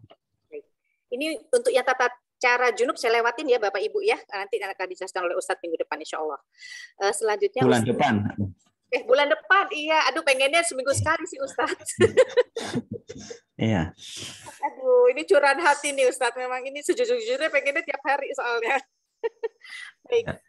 Kemudian selanjutnya, Ustadz, apabila kita sudah ngantuk sekali, kemudian oke lah, kita wudhu. Kemudian ketika kita tidur, kita buang angin, Ustadz. Nah, wudhu kita yang di depan tadi gimana, Ustadz? Kan dalam proses kita batal. Ya batal, kemudian wudhu lagi. Oh, ya. Yang namanya sudah keluar angin ya keluar angin, mau diapain kan nggak bisa diapa-apain lagi. Ya kita batal. Pahalanya Ustadz yang kayak kalau wudhu kan dengan malaikat didampingi malaikat tidurnya, berarti malaikatnya pergi dong seketika wudhu kita batal. Nah itu Allah yang maha tahu insya Allah. Nah, kita tidak tahu masalah itu Ibu. Allah yang maha tahu. Tidak semua perkara harus kita tahu. Kalau kita tahu semuanya malah kita bingung nanti. Cukup kita pahami hadisnya, selebihnya Allah yang maha tahu. Baik. Dari Bu Cindy ya Bu ya, insya Allah mudah-mudahan cukup pertanyaan Ustadz. Saya bacakan satu lagi sambil meminta Pak Burhanuddin yang raise hand untuk bersiap-siap. Ya, bersiap-siap untuk membuka mic-nya. Kalau untuk orang tua, Ustadz, yang ketika buang air aja sudah susah dikontrol, gitu, kencing sudah tidak sadar, gitu, bagaimana dengan taharohnya, Ustadz? Sholatnya itu kan sudah, ya itu sudah kondisi sakit, Kondisi sakit tentunya tidak bisa disamakan dengan kondisi normal. Sebagaimana darah haid tidak bisa sama dengan darah istighadah, darah penyakit. Tentunya pada setiap penyakit ada tinjauan-tinjauan hukum yang berbeda. Kalau ada orang dia tidak bisa ngontrol, udah kencing, dia tidak ngerasa gitu ya, tentunya dia tidak akan diberikan beban taklif, diberikan beban hukum atas apa yang dia tidak mampu kuasai untuk dirinya.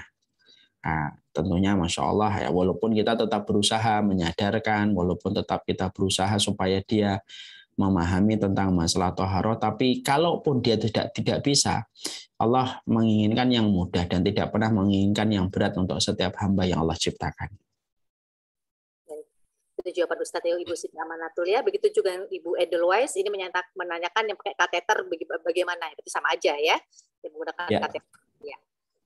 Pak Burhanuddin, silahkan untuk memberikan pertanyaan secara langsung. Mohon pertanyaannya singkat dan jelas ya, Pak Burhanuddin.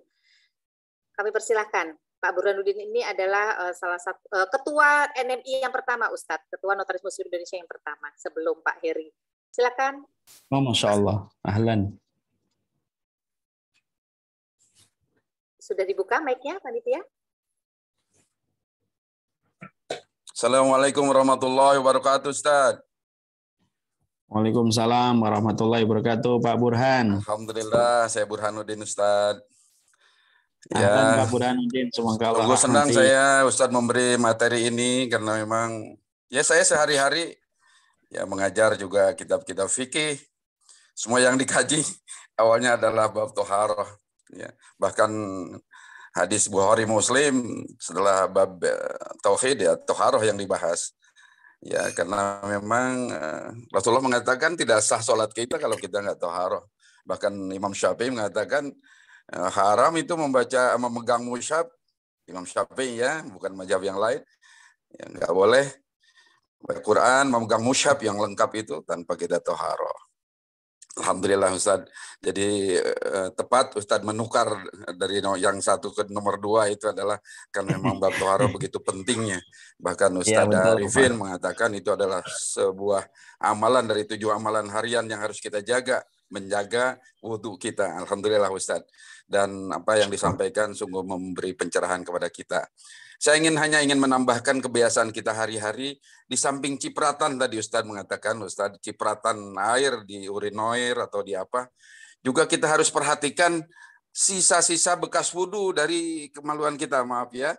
Sisa bekas wudhu yang ketika kita selesai, kita merasa bersih, tapi masih ada sisa, gitu. Nah itu caranya antara lain yang kita baca di kitab-kitab fikih, kita bersuara, begitu. Jadi mutlak kita harus jongkok, kalau sambil berdiri nggak bisa di urinoir begitu ya kan. Jadi saya menyarankan kepada kita semua yang menambahkan Ustadz, maaf kalau salah, menambahkan kita harus jongkok untuk membersihkan sisa-sisa dari kencing kita karena itu pasti bersisa. Coba perhatikan setelah sholat, setelah wudhu, periksa ya. Periksa itu celana kita masih ada sisa-sisa itu. Saya harapkan kita semua menjaga itu. Jadi usahakan bersuara sampai 3 kali itu termasuk sunnah ya.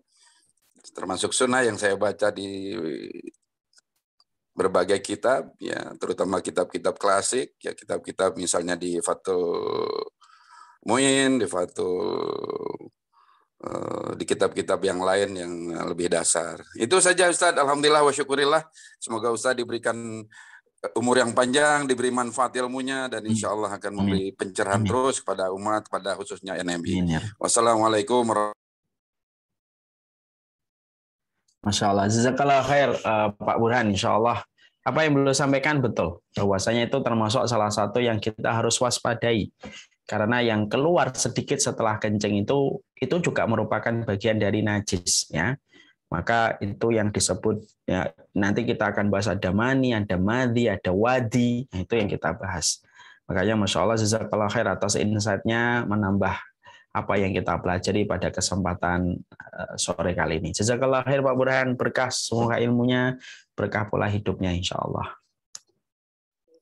Terima kasih Bang Burhan. Oke. Lanjut Ustaz ya. Ini dari dari Ibu Yani. Ustadz, untuk muslimah yang berbaju syar'i itu kan panjang sekali Ustadz, dan kadang-kadang menyapu-nyapu lantai, menyapu jalan gitu. Nah kita suka nggak pede Ustadz, baju itu kita pakai sholat juga. Padahal kita seharian di rumah dan nggak mungkin di luar rumah dan tidak mungkin ganti. Bagaimana Ustadz? Jawabannya ada di pembahasan kita nanti setelahnya, insya Allah.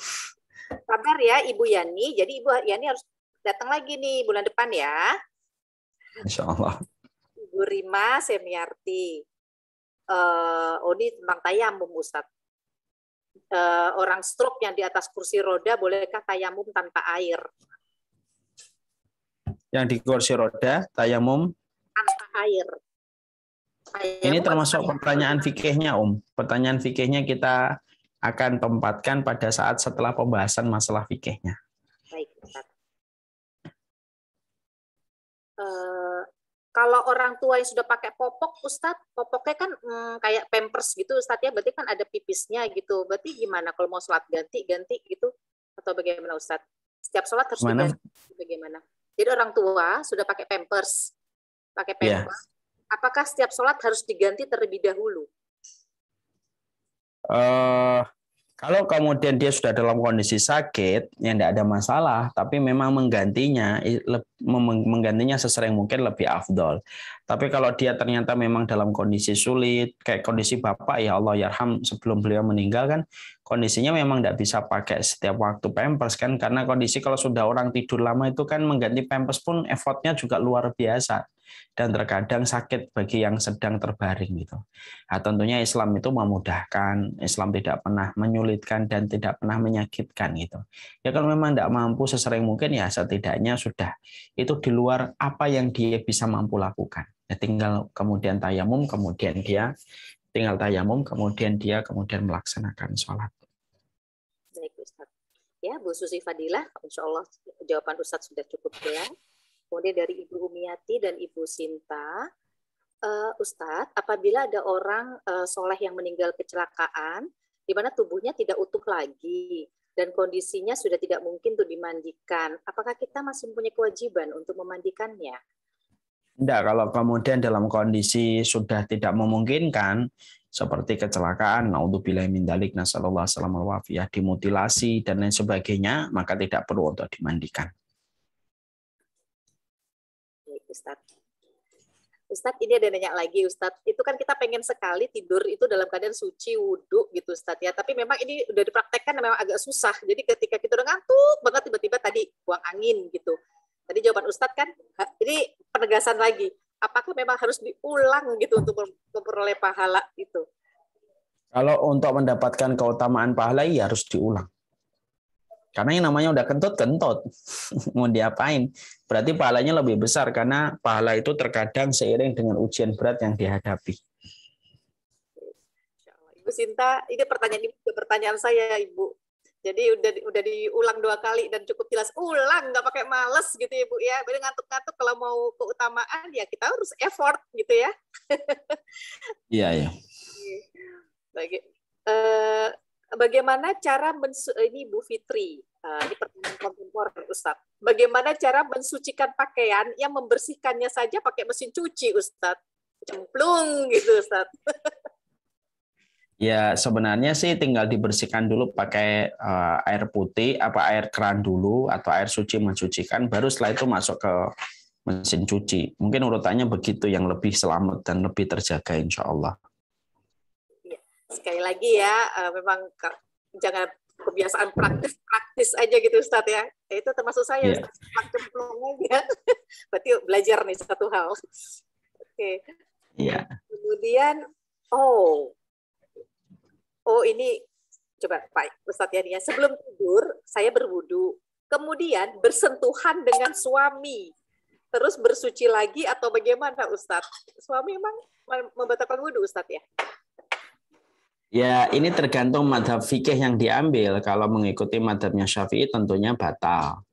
Ya, tapi kalau bagi yang mengikuti madhabnya Imam Ahmad tentunya tidak batal. Ya tentunya memang fleksibel aja lah. Memang fikih itu luas, tidak bisa kita paksakan gitu loh. Ya kalau kemudian saya termasuk yang mengambil pendapatnya Imam Syafi'i, tidak ada masalah. Berarti kita pegang konsekuensinya. Berarti kalau kita tidur bersentuhan ya batal. Itu yang kemudian terjadi itu. Wallahu a'lam bishawab. Baik. Saya bacakan satu pertanyaan lagi. Setelah ini yang raise hand, siapa namanya raise hand, siap-siap ya. Dibuka mic-nya ya panitia ya. Bu Ratih, semoga tadi jawabannya cukup jelas. Kemudian ini dari Ibu Nengsih. Ustadz, golongan yang bertobat atas masa lalu, apakah indikasinya tobatnya diterima? Oh, ini masuk ke Al-Baqarah 222-nya nih. Nggak apa-apa deh Ustadz, harusnya nanti kita akan bahas pada karakteristik yang kedua orang yang dicintai oleh Allah, yaitu mereka yang bertobat. Tanda tobat diterima oleh Allah itu apa sih? Insya Allah kita akan bahas. Sabar insya Allah. Ustadz, ini dari Pak tadi Bu Nengsi ya, sabar ya Bu Nengsi. Kemudian Pak Syaifuddin Hamdan, beliau punya anak sudah besar, kelas 4 SD, tapi masih ngompol kalau tidur. Pakaiannya sering kena pipis dan sudah diguyur air sebelum dicuci. Sudah berusaha maksimal, tapi seringkali ketika kering, aroma pipisnya itu masih tercium gitu, Ustadz. Apakah baju semacam itu belum dianggap suci? Atau bagaimana, Ustadz? Kalau prosesnya sudah kita lewati, ya tidak ada masalah. Berarti dia mungkin suci walaupun bau ya. Tapi memang sudah kita guyur, sudah kita kucek, dan ternyata masih bau, ya bukan berarti yang bau itu najis. Belum tentu yang bau itu najis. Belum tentu yang wangi juga suci, kan gitu kaedahnya. Yang kotor juga belum tentu najis, yang bersih belum tentu dia suci. Ya, kalau sudah dilewati dengan proses yang benar, kemudian dikucek, lalu kemudian dia memang sudah dikeringkan kok masih bau, ya secara hukum fikih sudah tidak ada masalah. Cuma, nah itulah pentingnya bagi kita mungkin pakai sabun. Jadi setelah kita menguceknya dengan air keran, kita menguceknya dengan air sabun supaya maksimal di dalam membersihkan. Makanya kemudian di dalam hukum kita kan ada yang namanya kapur barus. Bahkan memandikan jenazah kan pakai kapur barus. Waja'alna fil akhirati kafura aw syai'an min kafur. Rasulullah mengatakan kalau memandikan jenazah yang terakhir pakai kapur barus supaya wangi. Karena memang bau wangi itu disenangi oleh Allah. Suci, wangi itu disenangi oleh Allah. Baik, Ustaz. Selanjutnya saya persilahkan kepada yang resen lagi, biar nggak bosan baca chat terus, biar ada komunikasi. Pak Nurman, silahkan dibuka mute-nya, mungkin panitia bisa bantu. Pak Nurman, silahkan pertanyaannya dengan singkat dan jelas. Kita akan jadi pukul 25, lebih 25, karena 5 menit terakhir akan digunakan untuk berdoa. Silahkan Pak Nurman Syah.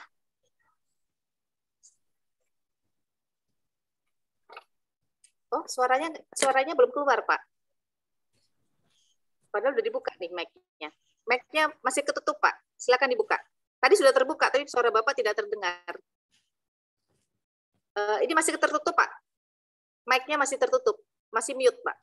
Oh, nggak bisa. Sebentar. Ask to unmute. Terus saya udah ask to unmute. Nah, silakan, Pak.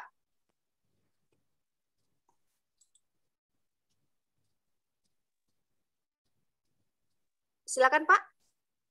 Suaranya belum terdengar. Ustadz dengar nggak Ustadz? Nggak mendengar. Loh, mati lagi. Kayaknya headset Bapak pakai headset. Kayaknya headsetnya deh Pak. Coba headsetnya dibuka. Oh, hilang. Oke, sambil menunggu Pak Nurman tersambung. Wah, udah kayak TVRI ini. Bentar Ustaz. Dari Ibu Kumala Dewi. Oh, beliau habis operasi di bagian mata kaki dan bagian itu tidak boleh kena air. Bagaimana cara saya berwudu Ustaz? Apa wudu biasa tapi yang bagian luka itu saya tidak kenakan, tidak kena air, atau udah tayamum saja full? Boleh dia tayamum aja sudah cukup, karena kan itu kan sudah Allah berikan rukhsah. Ambil aja rukhsah dari Allah. Karena sakit kan, innallaha yuhibbu an tu'ta rukhsah. Allah itu paling senang diambil rukhsahnya. Kalau dia mengambil tayamum bisa lebih sempurna kan, rukun-rukunnya tersempurna gitu. Daripada mengambil wudhu tapi justru meninggalkan rukunnya, padahal sudah disediakan solusinya. Kalau sedang udzur, ambil rukhsahnya. Rukhsahnya itu ya tayamum. Allah alam bisawab. Oke, satu lagi Ustaz ya. Dari Ibu Murni Yetri, Ustadz ingin bertanya, kita berusaha menjaga wudhu. Nah, kemudian kita beraktivitas sehari-hari dalam rumah terus. Kita selalu berusaha berzikir dan bersolawat. Namun aurat tidak tertutup sempurna, tidak berhijab karena panas. Bagaimana nilai pahalanya, Ustadz? Jadi kayak gali lubang tutup lubang, Ibu. Kalau misalkan kita beribadah tetapi belum menutup aurat, ibadahnya tetap sah, tapi terkadang pahalanya dipakai untuk menutupi kekurangan kita ketika belum bisa menutup aurat. Tutuplah aurat, mintalah kekuatan sama Allah, semoga Allah berikan kekuatan kepada Ibu untuk menutup auratnya. Sepanas-panasnya di dunia tidak akan lebih panas daripada api neraka. Api di dunia saja berlindung diri dari api neraka karena tahu betapa dahsyatnya gejolak api neraka itu. Allah alam bisawab. Baik, ini pertanyaan bisa dua arti sih Ustadz. Dia berhijab di luar, tapi di rumah tadi dia tidak berhijab karena panas. Tapi dia sholawat, terus zikir gitu. Oh gitu. Kalau saya mengartikan gitu, nggak tahu juga karena ini kan chat. Ya. Ya kalau kemudian di rumah dia tidak berhijab sampai dikir ya enggak apa-apa. Dikir kan tidak wajib berhijab, tapi berhijab lebih baik. Allah alam bisawab. Baik Ustaz. Bapak Ibu banyak juga luar biasa pertanyaannya, tentu saja kita tidak bisa jawab semuanya, mohon maaf sekali. Tapi karena waktu sudah habis dan kita juga harus mempersilahkan Ustadz untuk ada kegiatan lain. Jadi Ustadz kami mohon Ustadz bisa menutup dengan doa, dan kebetulan sahabat jannah kita ada Bapak Abu Tafsir, beliau juga aktivis Notaris Muslim Indonesia yang hari ini dapat kabar beliau sedang sakit. Jadi kita didoakan juga Ustadz. Ya. Bismillahirrahmanirrahim. Allahumma innaka antallah al-hadus samad alladzi lam yalid wa lam yulad wa lam yakul lahu kufuwan ahad. Allahumma innaka nas'aluka bi kulli ismin samaita bihi nafsaka wa lam tahu ahadan min khalqika wa ista'sarta fi ilmil ghaib. Rabbana la tu'akhidna in nasina aw akhtana rabbana wa la tahmil alaina isran kama hamaltahu 'alal ladzina min qablina. Rabbana wa la tuhammilna ma la taqata lana bihi wa'fu 'anna waghfir lana warhamna anta maulana fansurna 'alal qaumil kafirin. Ya Allah, kami mengetuk pintu rahmat-Mu, ya Allah. Engkaulah yang maha pengabul dari setiap doa dan pinta. Ya Allah, berikanlah kepada hati kami kesuciannya, ketakwaannya. Tidak ada yang menggenggam hati kami, membolak-balikkan hati kami, mengendalikan jiwa kami, kecuali Engkau, ya Allah. Ya Allah, arahkanlah hati kami kepada apa yang Kau ridhoi, arahkanlah pikiran kami kepada apa yang Kau cintai, dan jadikanlah apapun yang kami lakukan tidak pernah keluar dari kerangka keridhaan dan kecintaan-Mu, ya Allah. Ya Allah, kami memohon kepada Engkau cinta-Mu, cinta orang yang mencintai-Mu, dan amalan yang mampu mendekatkan kami kepada cinta-Mu, ya Allah. Ya Allah, ya Rahman, ya Rahim, jadikanlah kami kesabaran, sabar dalam melakukan ketaatan, sabar ketika meninggalkan larangan, dan sabar ketika menghadapi setiap episode takdir yang berat pada kehidupan kami. Ringankanlah, ya Allah, berikanlah kami hati yang lapang, lebih besar daripada setiap ujian yang Kau berikan. Sehatkanlah kami, ya Allah. Dan apabila ada di antara keluarga kami, ada di antara sahabat kami, teman kami yang sedang ditimpa dengan ujian sakit, ya Allah, kuatkanlah hatinya, kuatkanlah jiwanya, ringankanlah sakitnya, dan sembuhkanlah dengan kesembuhan yang tidak meninggalkan sisa, karena Engkau adalah Maha Penyembuh, dan Engkaulah yang berfirman, apabila manusia sakit, maka Engkaulah yang menyembuhkan. Ya Allah, rahmati kedua orang tua kami, haramkanlah mereka dari api kubur, haramkanlah mereka dari api neraka atas semua kebaikan yang telah mereka berikan kepada kami. Berkahilah suami kami, berkahilah istri kami, berkahilah anak-anak kami, ya Allah. Semoga kami senantiasa mampu menepis setiap bisikan setan yang menjadikan kami bermusuhan. Wassallallahu ala nabiyina Muhammad walhamdulillahirabbil alamin. Terima kasih Ustadz. Mungkin ada yang mau disampaikan hubungan the day after you die? Ini banyak yang nanya soalnya daftarnya gimana cara ikutnya. Tetap Ustadz pertanyaannya. Insya Allah. Ustadz, gitu. Kita saksikan teasernya dulu, walaupun mungkin masih sama tapi tidak apa-apa. Semoga bermanfaat. Silakan Mas Iwan.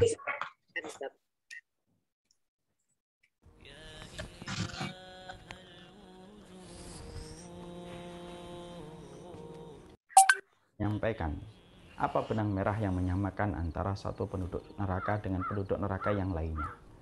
Yang menyamakan adalah ketiadaan rasa takut pada hati mereka kepada Allah. Inilah yang menjadikan mereka bermain-main dengan hukum Allah ketika di dunia, ketika tidak ada rasa takut yang tumbuh pada hati kita. Inilah yang menjadikan kita paham Rasa takut itu mahal, dan rasa takut itu bukan proses, tapi rasa takut itu adalah hasil dari semua ketaatan kita, pembelajaran kita, kedekatan kita dengan orang solih, supaya tumbuh rasa takut kita kepada Allah. Inilah ikhtiar kita, mengadakan Syamilah Series yang keempat, The Day After You Die, untuk menumbuhkan rasa takut, karena rasa takut itu tidak bisa tumbuh secara organik.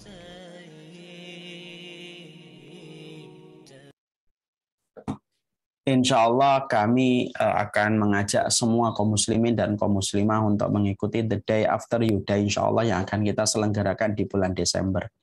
Persiapan kami sudah menyentuh 90% ya. Dan nanti insya Allah kami akan mengundang untuk laga primernya, yaitu Notaris Muslim Indonesia, mungkin beberapa orang, untuk melihat langsung The Day atau Day One-nya. Supaya ngelihat dewannya itu kayak apa, supaya rasa penasaran di day kedua, day ketiga. Anggap aja ini spoilernya. Jadi alhamdulillah nanti kita akan setting ruangan di kantor dakwah, jadi tempat yang nyaman untuk mengkaji ilmu spoiler dari The Day After You Die dewannya. Dan alhamdulillah sekarang pendaftaran sudah 5.200. Bukunya memang belum ada, insya Allah bukunya insya Allah sebentar lagi ya. Ini baru saja kami chat nih dengan bagian tim. Insya Allah ini bukunya nggak kelihatan ya. Ini bukunya kelihatan nggak kelihatan ya, Mas Iwan ya. Ini bukunya terlalu jelas. Jelas Ustaz. Iya, jelas. Nggak apa-apa, insya Allah sudah masuk ke penerbitan, tapi belum pada proses percetakan. Insya Allah mungkin awal November sudah dalam proses percetakan, insya Allah.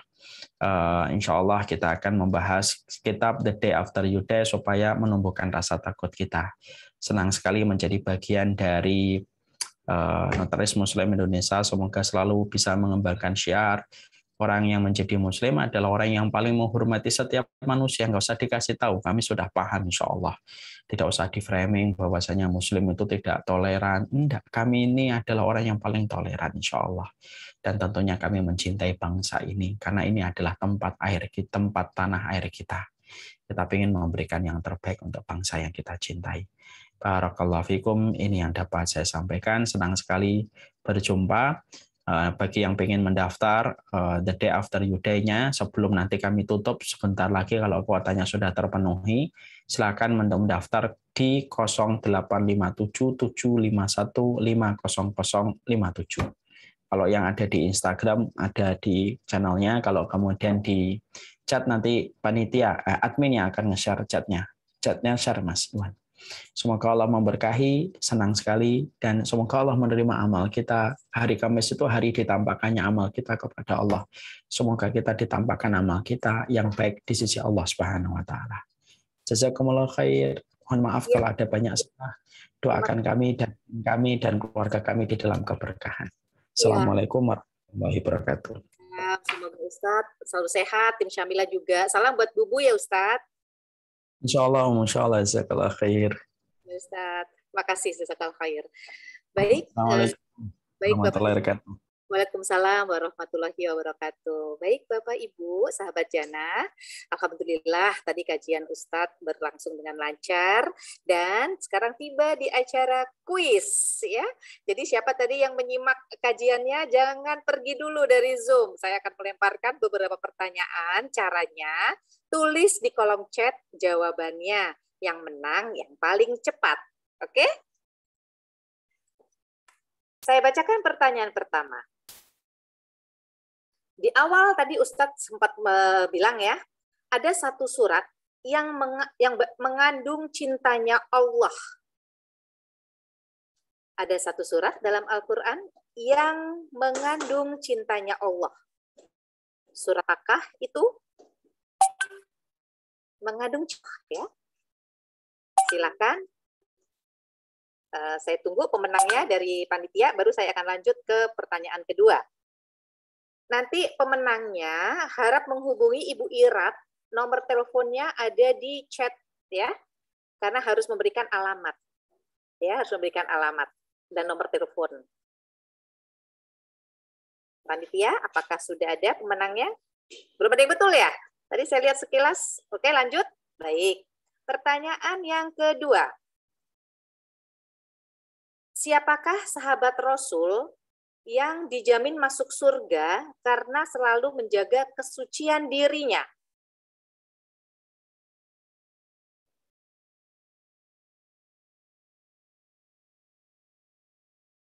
Aduh, gampang ini, pasti banyak deh yang bisa. Ayo panitia, siapa yang paling cepat?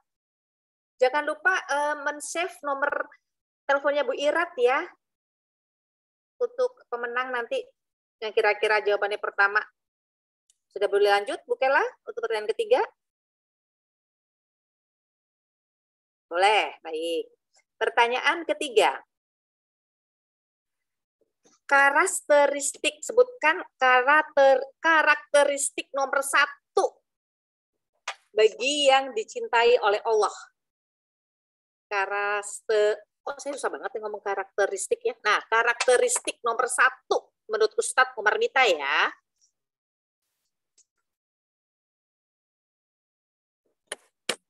Nomor 1. Kayaknya yang kita bahas hari ini lah ya.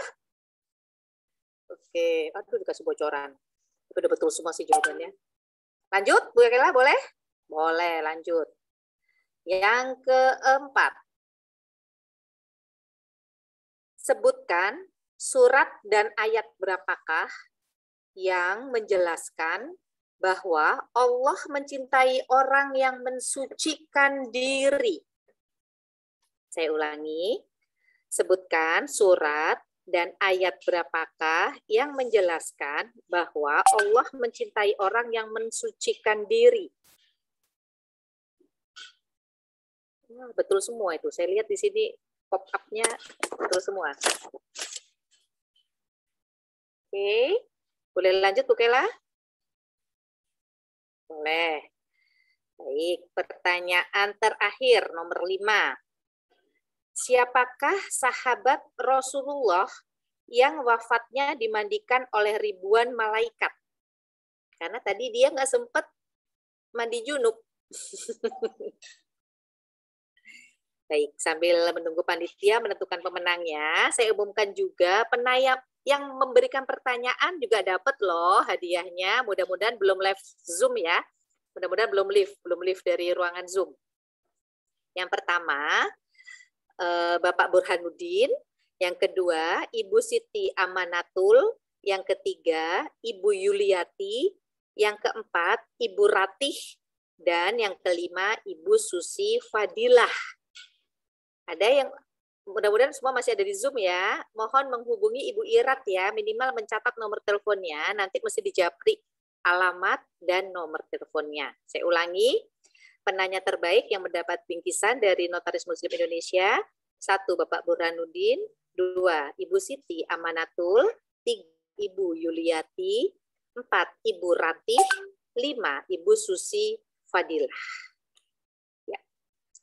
Baik, pemenang sudah didapat nama-namanya. Jeng jeng jeng jeng jeng. Saya umumkan ya. Yang pertama, ini kudung saya kenapa miring-miring begini ya? Oh, kena angin. Yang pertama, juara kuis adalah satu Zoom usernya namanya Murni. Zoom user namanya Murni. Yang kedua, Arta 515. 515. Kenapa nih ya 515 ya?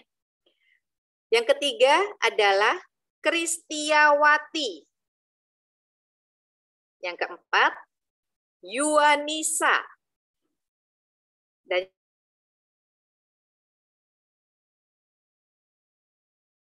menghubungi Ibu Irat, sebentar saya bacakan ya nomor teleponnya ya Ibu Irat, itu ada di flyer kita. Jadi kalau kehilangan jejak, follow Instagram Notaris Muslim Indonesia, di situ ada flyer kajian hari ini, di situ ada narahubung namanya Ibu Irat. Nomor teleponnya, saya bacakan saja. Saya bantu ya, 08 5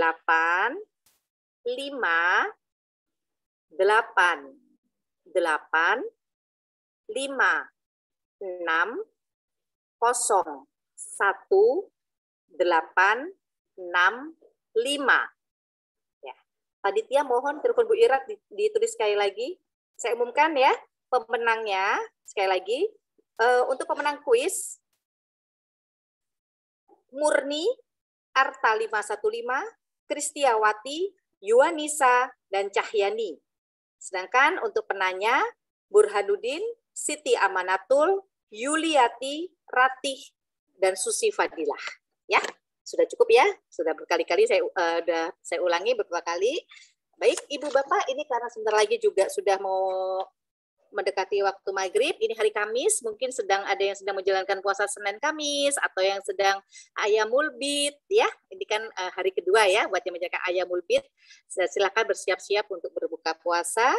Jangan lupa juga hari ini hari Kamis, silakan untuk menjalankan sunnah, yaitu membaca surat Al-Kahfi.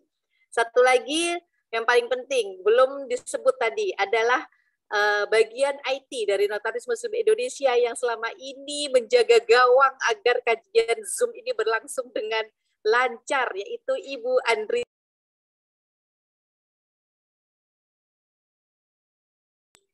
Masya Allah, saya di-mute, saya nggak boleh menyebut nama beliau, Ibu Andrea.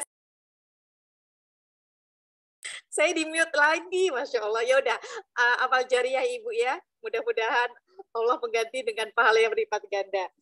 Baik, Bapak Ibu yang dirahmati Allah, Bapak Ibu sahabat Jannah, saya ingatkan lagi tanggal 29 Oktober, Notaris Muslim Indonesia akan mengadakan kajian tafsir Al-Muluk ayat 1-15. Untuk link Zoom dan passwordnya, silahkan melihat di Instagram Notaris Muslim Indonesia atau di Facebooknya. Misalnya Bapak Ibu tidak sampai kedapatan flyernya gitu ya, kita akan berupaya sekeras mungkin untuk menyebarkan flyer itu kemana aja, ke seluruh Indonesia atau bahkan ke luar negeri. Ya, baik. Saya kira kajian kita cukup untuk hari ini, untuk sore ini. Atau ada yang mau ditambahkan? Mungkin saya kelupaan, panitia? Tidak ada? Baik. Bapak Ibu yang dirahmati Allah, Bapak Ibu sahabat Jannah semuanya, terima kasih atas kehadirannya sore hari ini. Semoga majelis ilmu kita diberkahi oleh Allah Subhanahu wa taala. Semoga kita semua mendapat keutamaan bermajelis ilmu. Semoga sayap malaikat dibentangkan sepanjang majelis ilmu kita, Bapak Ibu ya. Masya Allah. Mohon maaf atas segala kekurangan dalam penyelenggaraan acara ini. Insya Allah kita semua akan selalu bertemu dalam satu frekuensi